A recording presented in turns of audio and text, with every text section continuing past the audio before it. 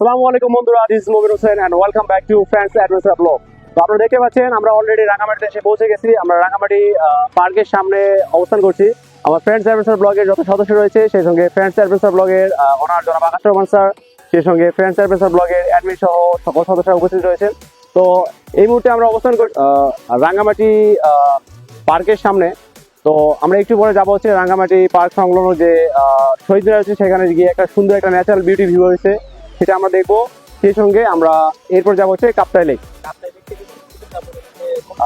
এটা ভালো মতো আমাদেরকে এক্সপ্লেন করে শোনাবেন আমাদের শেখর ভাই।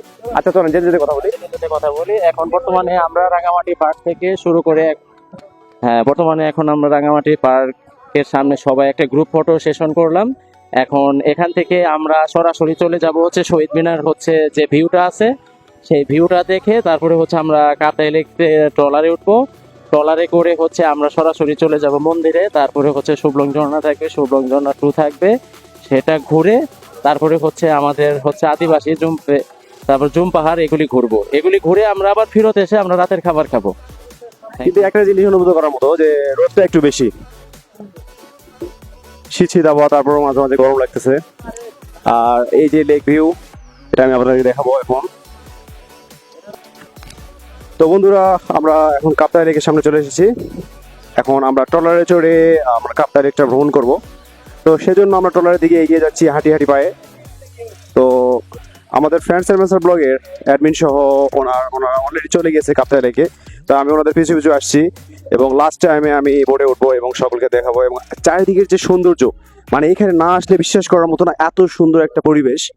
তো সুন্দর মৃদু ঠান্ডা হাওয়া, সে সঙ্গে ন্যাচারাল বিউটি, যেটি না দেখলেই নিজের চোখকে বিশ্বাস করতে পারবেন না।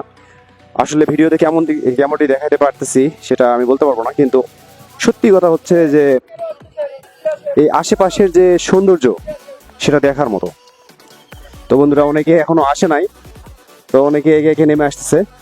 এখানে আসলে ঘুরতে এসে মনটা রিফ্রেশ হয়ে গেছে।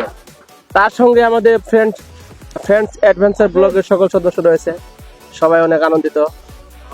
সবাই অনেক তিতিক্ষার পর এই আনন্দ জায়গায় এসে পৌঁছাতে পেরে অনেকেই খুশি, আমরাও খুশি আলহামদুলিল্লাহ। আমি আশা করি পরবর্তীতে এ ধরনের আয়োজন আরো বেশি বেশি করবো।